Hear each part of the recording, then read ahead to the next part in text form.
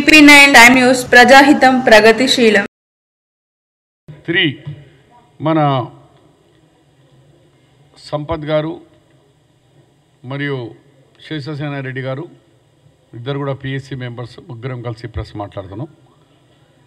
ఈ Telangana Pradesh Congress political affairs committee ఈరోజు మల్లికార్జున్ గారి మన మాణిక్రావు ఠాకరే గారి అధ్యక్షతన ఈ యొక్క సమావేశం దాదాపు 3 గంటలుగా చర్చించినాము. దీంట్లో గౌరవ ముఖ్యమంత్రి మరియు PCC ప్రెసిడెంట్గా శ్రీ రేవంత్ రెడ్డి గారు, అలాగే deputy chief minister Shri Bhatti గారు, నూతన మంత్రి మండలిలో వచ్చిన మంత్రులు అండ్ PSC మెంబర్సు అందరూ పాల్గొనడం జరిగింది. ఈ దాంట్లో మొట్టమొదటి సమావేశంలో గవర్నమెంట్ వచ్చిన సమావేశంలో ఒక ముఖ్యమైన 3 తీర్మానాలు చేయడం జరిగింది. మొదటి తీర్మానం, కాంగ్రెస్ పార్టీకు మన ఘన విజయం సాధించేందుకు కృషి చేసిన ప్రతి తెలంగాణ పౌరుడికి, కాంగ్రెస్ పార్టీకి ఓటేసిన వాళ్ళకు అందరినీ కూడా పర్సనల్గా PSC కాంగ్రెస్ పార్టీ వాళ్లకు ధన్యవాదాలు, కృతజ్ఞతలు చెప్పిన ఒక తీర్మానం చేయడం జరిగింది. రెండో తీర్మానంలో తెలంగాణ ఇచ్చిన తల్లి సోనియా గాంధీ గారి రావడం, ఇక్కడ తెలంగాణలో ప్రచారం, ఆమెతో సహా మరి ముఖ్యమైన నాయకుల్లో మల్లికార్జున్ ఖర్గే గారు, శ్రీమతి సోనియా గాంధీ, రాహుల్ గాంధీ, KC వేణుగోపాల్, ప్రియాంక గాంధీ, అలాంటిది కాకుండా మాణిక్రావు ఠాకరేతో సహా 5 ముఖ్యమంత్రులు, deputy chief ministers, other state ఎంపీలు వచ్చిన ప్రతి ఒక్కరికి ఒక లిస్ట్ కూడా మీకు ఇస్తాం. వీళ్ళందరినీ కూడా ఇతర రాష్ట్రాల నుంచి, మన రాష్ట్రాల నుంచి వచ్చి మరి స్టార్ క్యాంపెయినర్గా ఇక్కడ కృషి చేసి కాంగ్రెస్ పార్టీకి విజయానికి కృషి చేసిన ప్రతి ఒక్క మన దేశం నుంచి నలుమూలల నుంచి వచ్చిన కాంగ్రెస్ నాయకులకు మేము ధన్యవాదాలు తెలియజేస్తున్నాం.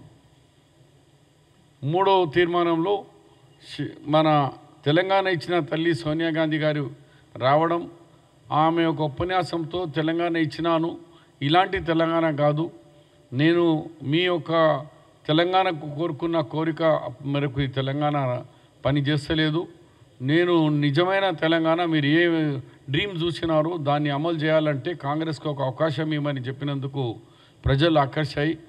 మరి తెలంగాణలో కాంగ్రెస్ పార్టీ తీసుకొచ్చినందుకు మరి ఇలా మా యునానిమస్గా తీర్మానం చేసి శ్రీమతి సోనియా గాంధీ గారికి తెలంగాణలో లోక్సభలో పోటీ చేయాలని యునానిమస్ తీర్మానం చేసి ఈ యొక్క ఉత్తరం కూడా రాసి అక్కడ హైకమాండ్ ఖర్గే గారితో రిక్వెస్ట్తో సహా సోనియా గాంధీకి రిక్వెస్ట్ చేయబోతున్నాం, దయచేసి మీరు తెలంగాణలో పార్లమెంట్ ఎలక్షన్ పోటీ చేయండి.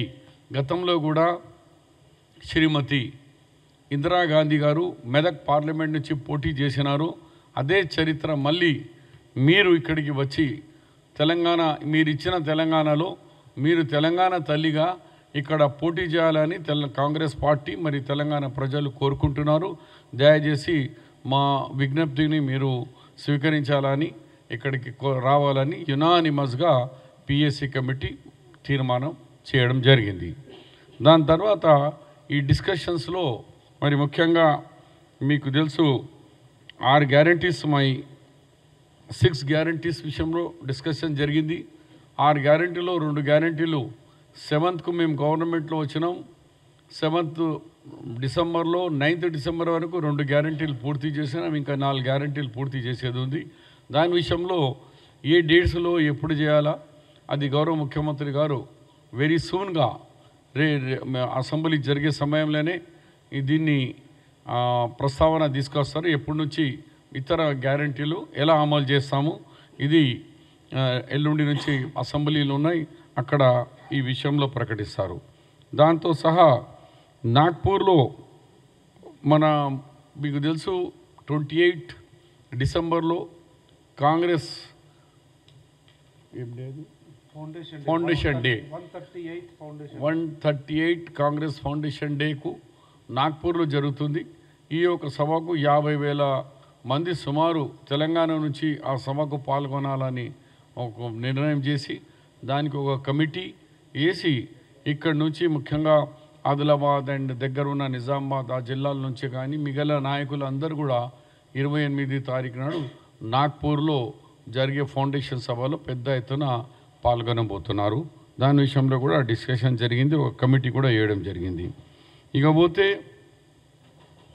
ఫైనాన్స్ మినిస్టర్గా భట్టి విక్రమార్ గారు ఫైనాన్స్ ఎంత బ్యాడ్ పొజిషన్లో ఉన్నది ఆ విషయంలో కూడా పిఎస్సి మెంబర్లకు వివరించినారు. అది దాన్ని ప్రిపరేషన్ అవుతున్నారు. రేపు ఎల్లుండి అసెంబ్లీలో ప్రవేశపెట్టబోతున్నారు. మన ఫైనాన్స్ పొజిషన్ మనది ఎంత భయంకరమైన డెట్ ఫైనాన్స్ ఉంది. మరి ఈ విషయం కూడా పిఎస్సి మెంబర్లకు తెలపడం జరిగింది. దాంతో సహా మరి ఈ ఇరిగేషన్లో ఉత్తమ్ కుమార్ రెడ్డి గారు ఇరిగేషన్లో జరిగిన అవకతవకలు కానీ మన కేవలం ఒక కాళేశ్వరం మీద 85 నుంచి 90,000 crores ఖర్చు పెట్టి కనీసం 90,000 ఎకరాలు కూడా మనం సాగునీరు ఇవ్వలేకపోయినారు. దాంతో సహా ఇతర మహబూబ్ నగర్ అలాంటి ప్రాజెక్ట్స్లు కలిపితే 1,30,00,000 రూపాయల వరకు వాళ్ళ కోట్లు ఇలా అయింది. అది ఆ విషయంలో కూడా వాళ్ళు వైట్ పేపర్గా మా పార్లమెంట్ అసెంబ్లీ సమావేశంలో ఈ చర్చ కూడా జరగబోతుంది. ఆ డీటెయిల్స్ కూడా ఇస్తే ఆ పార్టీలో మొత్తం రాష్ట్రంలో మేము 6 డిక్లరేషన్ ఎట్లా తీసుకుపోయినామో ప్రాజెక్ట్ గ్యారంటీ స్కీమ్స్ అలాంటిది ఈ కార్యక్రమాన్ని కూడా ప్రజల్లో తీసుకుపోతున్నాం. ఫైనాన్స్, ఇరిగేషన్, దాంతో సహా ఎనర్జీ విషయంలో కూడా మన 10 సంవత్సరాల్లో ఒక భద్రాద్రి ప్రాజెక్ట్ తప్ప యాదాద్రి కానీ ఏ ఒక్క ప్రాజెక్ట్ కంప్లీట్ కానియకుండా దాదాపు అది కూడా 80,000 crores వరకు అప్పులు చేసి పెట్టినారు. ఈ పరిస్థితి చాలా ఘోరంగా ఉంది. మరి దాన్ని కూడా అసెంబ్లీలో చర్చలకు రాబోతున్నది. ఆ వివరాలు కూడా పిఎస్సి మెంబర్లకు తెలపడం జరిగింది. అది ఎందుకంటే అసెంబ్లీలో జరుగుతుంది కాబట్టి దాని డీటెయిల్స్ మేము మీడియాకు చెప్పరాదు, లేకుంటే అది కూడా చెప్పేవాళ్ళం. ఎల్లుండి అసెంబ్లీలో ఈ విషయాలు అసెంబ్లీలో ప్రవేశపెడుతున్నాం. తర్వాత అలాగే మిషన్ భగీరథ పేరుతో ఎంత అవకతవకలు జరిగినాయి ఈ విషయాలు కూడా తెలియజేస్తూ మరి ముఖ్యంగా అంశాలు ఏంటంటే చాలా విషయాల్లో ఈ ప్రభుత్వం మిస్మేనేజ్మెంట్, కరప్షన్ అండ్ అహంకారం వలన అసలు డిసిప్లినే లేదు, ఫైనాన్స్ డిసిప్లిన్ లేదు. దాంతో సహా ప్రభుత్వంలో లా అండ్ ఆర్డర్ సిస్టంతో సహా ప్రభుత్వంలో ఎట్లా జరపాలని కూడా లేదు. మరి త్వరలో ముఖ్యమంత్రి గారు లాస్ట్ డిసిషన్ ఈ అదర్ గ్యారంటీస్లో రేషన్ కార్డ్ మరియు మా పెన్షన్స్, ఆసరా పెన్షన్స్, హౌసింగ్, మహిళలు 2,500 చొప్పున మహిళలు, ఈ 4-5 అంశాల మీద మరి త్వరలో ఒక గ్రామ సభ ఏర్పాటు చేయబోతున్నారు. ఆ గ్రామ సభ బహుశా కాంగ్రెస్ ఫౌండేషన్ డే నాడు 28 తారీఖు నుంచి గ్రామ సభలు ఉంటాయి. ఈ గ్రామ సభలో విధి విధానాలు ఇంకా డిస్కషన్లో ఉన్నాయి. కానీ డేట్ మాత్రం 28 డిసెంబర్ నుంచి ఈ మిగిలిన గ్యారంటీల స్కీమ్లో మహిళలకు 2,500 రూపాయలు, ఆసరా పెన్షన్కు 2,000 నుంచి 4,000 రూపాయల పెన్షను, అలాగే నూతన రేషన్ కార్డ్సు మరియు హౌసింగ్ స్కీమ్. హౌసింగ్ డిపార్ట్మెంట్ కూడా వెరీ సూన్గా కొత్తగా మళ్ళీ ఎస్టాబ్లిష్ చేస్తున్నారు. దాంతో సహా ఈ స్కీమ్కు ఒక ఫార్మేట్ ద్వారా 28 తారీఖు నుంచి అన్ని గ్రామాల్లో ఈ అప్లికేషన్ తీసుకున్నాడు. దాన్ని ఎట్లా విధి విధానాలు గవర్నమెంట్ లెవెల్లో తయారవుతుంది ఆ విషయం కూడా మీకు తర్వాత ఈ అప్లికేషన్ ఎట్లా పెట్టాలా, ఏ ఉంది 500 రూపీస్ గ్యాస్ సిలిండర్, ఆ గ్యాస్ సిలిండర్ కూడా అదే అప్లికేషన్లో ఉంటాయి. అంటే 5-6 ఐటమ్స్ అన్నీ కూడా మా గ్యారంటీ స్కీమ్స్ అన్నీ ఒక గ్రామ సభ పెట్టి డిస్క్రిమినేషన్ లేకుండా ప్రజలతో డైరెక్ట్గా ఎవరు ఏంది అని గతంలో కూడా గ్రామ సభలు కాంగ్రెస్ పార్టీ పెట్టి ఇచ్చింది. సాచ్యురేషన్లో మేము ఇచ్చినాం, అప్పుడు రేషన్ కార్డ్స్ సాచ్యురేషన్ పద్ధతిలో ఇచ్చినాం, ఇందిరమ్మ ఇల్లు సాచ్యురేషన్ పద్ధతులు రేషన్ కార్డ్స్ పెన్షన్స్ ఇచ్చినాము. అదే విధానాలు ఓల్డ్ సిస్టమే మళ్ళీ గ్రామాల్లోనే కూర్చొని గ్రామాల్లోనే అప్లికేషన్ తీసుకొని అక్కడనే మరి ఇన్ఛార్జ్ మినిస్టర్స్ ఉంటారు, కలెక్టర్ ఉంటారు, డిస్ట్రిక్ట్ అడ్మినిస్ట్రేషన్ ఉంటారు, వాళ్ళంతా అది విధి విధానాలు ఇంకా తయారవుతుంది. కానీ డేట్ మాత్రం 28 జనవరి 28 డిసెంబర్ నుంచి కాంగ్రెస్ ఫౌండేషన్ డే నుంచి ఈ యొక్క ప్రక్రియ మొదలవుతుంది.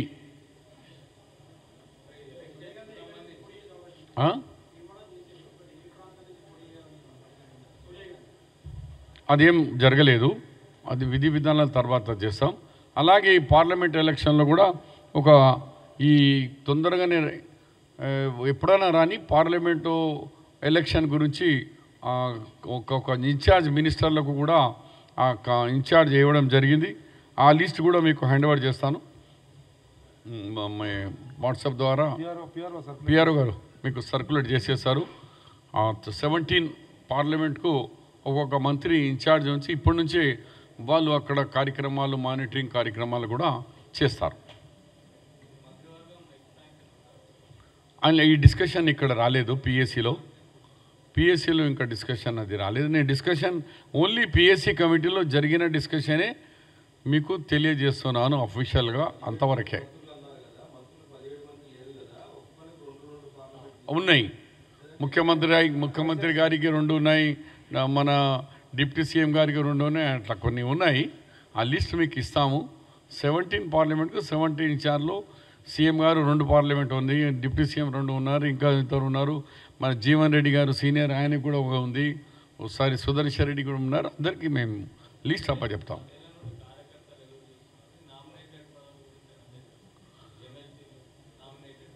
ఎమ్మెల్సీకి ఎంత ఉంటాయి ఇప్పుడు ఉన్న దానికి అలా ఆ డిస్కషన్ రాలేదు.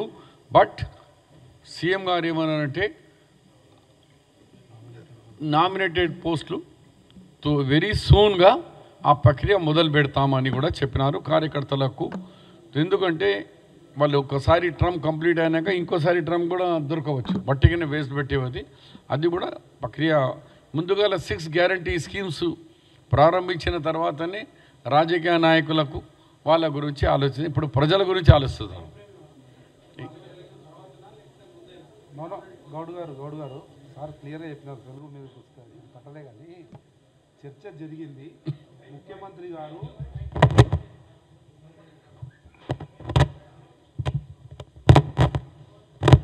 యావత్ తెలంగాణ రాష్ట్రంలో ఉన్నటువంటి కాంగ్రెస్ కార్యకర్తలు నాయకులు అత్యంత ఉత్సాహంతో వేచి చూస్తున్నటువంటి విషయాన్ని మీరు ప్రస్తావించినారు. అది స్పష్టంగా చర్చ జరిగింది. పిఎస్సిలో నామినేటెడ్ పదవుల భర్తీ గురించి ముఖ్యమంత్రి గారు కూడా నిర్దిష్టంగా వారి ఆలోచన విధానాన్ని స్పష్టం చేసినారు. ఏఐసిసి ఇన్ఛార్జ్ గారు, సెక్రటరీలు, సీనియర్ నాయకులు, షబీర్ వాళ్ళ అంటూ మళ్ళీ ఎవరైనా కానీ ఎవరెవరిని ఎక్కడెక్కడ ఎప్పుడెప్పుడు టికెట్ ఇవ్వకుండానో ఇవ్వలేని పరిస్థితులలోనో అడ్జస్ట్ చేసి హామీ ఇచ్చిన వాళ్ళందరిది ఒక లిస్ట్, కంపేలింగ్ ఆఫ్ ఇండివిజువల్స్ అంటారు దాన్ని, లిస్టును కంపేల్ చేయమని ముఖ్యమంత్రి గారు ఆదేశించినారు. ఆ ఎక్సర్సైజ్ ప్రారంభమవుతుంది. వీలైనంత త్వరలోనే నామినేటెడ్ పదవులు కూడా ఇస్తే షబీర్ భాయ్ చెప్పినట్లు ఒక టర్మ్ 2 ఇయర్స్ ఉంటుంది నామినేటెడ్కు, ఇంకో 2 ఇయర్స్ కూడా చేయొచ్చు మన గవర్నమెంట్ పోయే లోపల. తొందర ఇస్తే 2 టర్ములు చేసే అవకాశం ఉంటుంది, తొందరనే ఇస్తామనేటువంటి ఆలోచన ముఖ్యమంత్రి గారి లోపల స్పష్టంగా ఉంది. ఎమ్మెల్సీలు అన్నది సీఎం గారు హైకమాండ్, అది పిఎస్సి పరిధిలో ఉన్నటువంటి సబ్జెక్ట్ కాదు. అది కనుక పిఎస్సిలో ఆ చర్చ జరగలేదు. ఏం విధి విధానాలు? ఆ గ్రామ సభల గురించి పార్టీ వేదిక కనుక ప్రభుత్వానికి సలహా సూచన ఇచ్చేటువంటి పార్టీ వేదిక ఏది? పిఎస్సి. కనుక ఈ 6 గ్యారంటీస్లో మిగిలిన గ్యారంటీల కొరకు అప్లికేషన్ కాల్ ఫర్ చేయాలి. ఎలిజిబిలిటీ ఉన్నవాళ్ళు ఏందనేది మనకు సమాచారం రావాలంటే ఇంతకుముందు అనేక అడ్డగోలు వ్యవహారాల్లో నడిచింది ప్రభుత్వం. కనుక ఇప్పుడు జెన్యూన్ రిక్వెస్ట్ రావాలంటే గ్రామసభ పెట్టాలి. ఆ గ్రామసభ నుంచి రిక్వెస్ట్ తీసుకోవాలి. వచ్చిన రిక్వెస్ట్ను మళ్ళీ సేమ్ కంపెలింగ్ అవును కాదు లేదు ఎలిజిబిలిటీ ఉందా లేదా అనేది చూసిన తర్వాత అప్పుడు అమలు. 28 డిసెంబరు కాంగ్రెస్ పార్టీ అవతరణ దినోత్సవం రోజు ప్రారంభమై 15 రోజులు తెలంగాణ రాష్ట్రంలోని ప్రతి గ్రామంలో గ్రామ సభ జరుగుతుంది. దానికి నోడల్ ఆఫీసర్లు ఉంటారు, తర్వాత ఇన్ఛార్జ్ మంత్రులు ఉంటారు. ఈ వ్యవస్థ ద్వారా విజ్ఞప్తులను స్వీకరించి దాని ద్వారా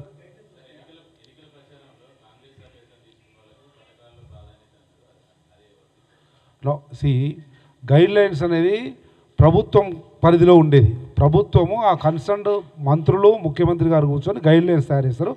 ఆ తయారు చేసిన గైడ్లైన్స్ను గ్రౌండింగ్ చేయడానికి కాంగ్రెస్ పార్టీ కార్యకర్తలుగా, కాంగ్రెస్ పార్టీ సైనికులుగా మేము వాటిని గ్రౌండింగ్ చేసి క్షేత్రస్థాయిలో సరైన విధంగా ఇంప్లిమెంట్ చేయడం ప్రయత్నం చేస్తాం.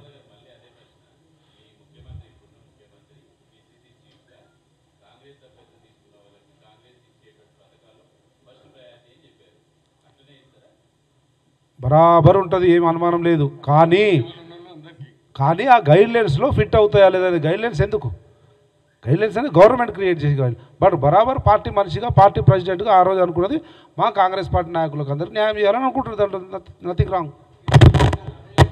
ఏనండి, గవర్నమెంటు ఒక సపరేట్ ఉంటుంది, పార్టీకు వాళ్ళు వివరించినారు.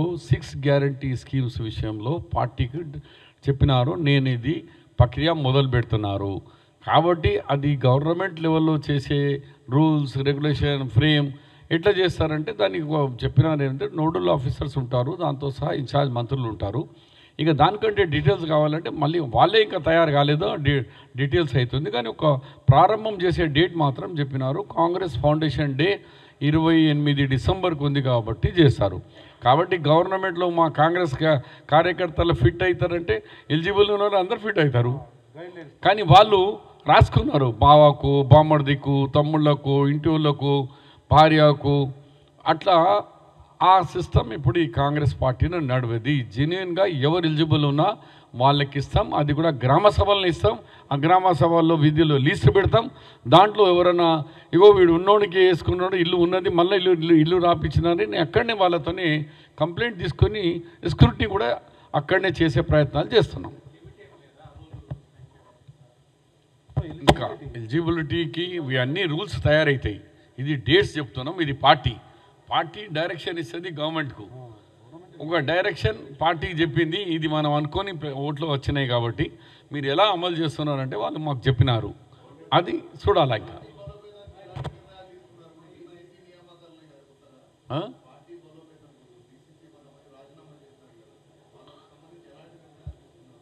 ఇప్పుడు ప్రస్తుతం తీసుకున్న నిర్ణయాలు మీకు చెప్పినాను. మేము అవును అన్నీ అంటే కదా, పార్లమెంట్ ఎన్నికలను దృష్టిలో పెట్టుకొని పార్టీ పటిష్టత కొరకు ఏం చేయాలో అన్ని చేయడానికి పిసిసి ప్రెసిడెంట్ మరియు సీఎం రెండు ఒకరే ఉన్నారు కనుక పార్లమెంట్ ఎన్నికలను అదే చెప్తున్నాం, పార్లమెంట్ ఎన్నికలను ఎదుర్కోవడానికి సమర్థవంతంగా ఒక్కొక్క మంత్రిని ఒక ఇన్ఛార్జు, అక్కడ ఉన్నటువంటి ఆఫీస్ బేరర్స్ ఎవరు లేరు, మీరు డీసీసీ కావచ్చు, పీసీసీ కావచ్చు, లేదా మండల ప్రెసిడెంట్ కావచ్చు, అన్నీ కూడా నిర్మాణం చేయడానికే ఇమ్మీడియట్గా త్వరితగతిన పార్లమెంట్ ఎన్నికల వైపు దృష్టి సారించాలని చెప్పి చెప్పడం జరిగింది. ఇంకొకటి క్లారిఫికేషన్ సార్ చెప్పినారు, సోనియా గాంధీ గారు పార్లమెంటు కంటెస్ట్ చేయడం అనేది జరిగితే అది తెలంగాణలోనే చేయండి అని చెప్పి ఒక letter requesting to Sonia Gandhi, ఇంకొక లెటరు కాంగ్రెస్ పార్టీ ప్రెసిడెంట్గా మల్లికార్జున ఖార్గే గారికి కూడా ఒక లెటర్ రాయాలని చెప్పి నిర్ణయం తీసుకున్నాం. లెటర్ డ్రాఫ్ట్ అవుతుంది. ఈరోజే ఇద్దరికి కూడా సోనియా గాంధీ గారిని తెలంగాణ నుంచి ఆ రోజు ఇందిరాగాంధీ చేసినట్టు చేయమని రెజల్యూషన్ పాస్ చేసి ఆ రెజల్యూషన్ని రిక్వెస్ట్గా వాళ్ళకు పంపించడానికి ప్రయత్నం చేస్తూ ఉన్నాం.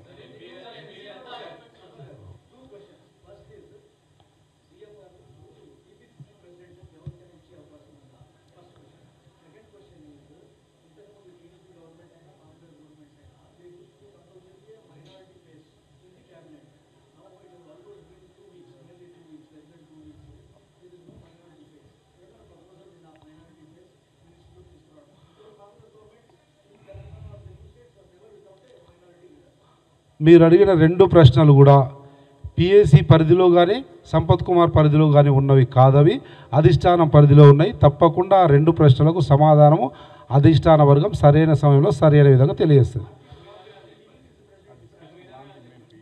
పిఎస్సిలో ఆ డిస్కషన్ ఏం లేదు, పిఎస్సి పరిధిలో కూడా లేదు. మీరు అడుగుతున్న సందర్భము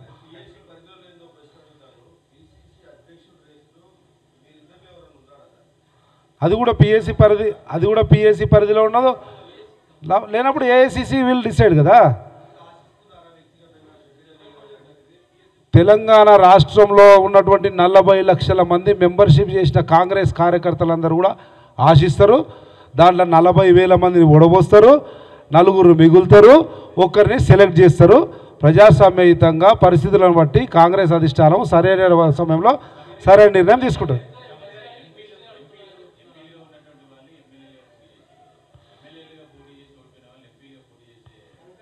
no see that is also ఇద్దరం కూడా అదే కేటగిరీలు ఉంటాం.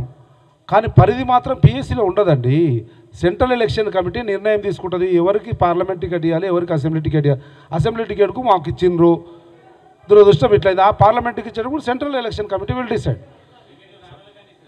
Central election committee will decide కదా. నో ఆ డిస్కషన్ ఏం కాలేదు. బట్ మెజార్టీ స్థానాలు గెలిచే అవకాశం ఉంది అనేది మాత్రం చర్చ జరిగింది. టార్గెట్ ఏం లేదు, మెజార్టీ స్థానాలు ఇప్పుడే గెలిచే అవకాశం ఉంది. పూర్తిగా ఇంకా 1-2 మిగిలిపోతే మిగతావన్నీ కూడా గెలవడానికి ప్రయత్నం. అందుకే ఏ పార్టీ అడుగేయని విధంగా త్వరితగతిన మంత్రులను ఇన్ఛార్జ్ చేసి సంస్థాగత నిర్మాణాన్ని చేపట్టి ఇమీడియట్గా ముందుకు వాళ్ళ నిర్ణయం తీసుకున్నది. దాన్ని రేపటి BP9 టైమ్స్ న్యూస్ ఛానల్ను సబ్స్క్రైబ్ చేసుకొని పక్కనున్న గంట బెల్ను క్లిక్ చేయండి.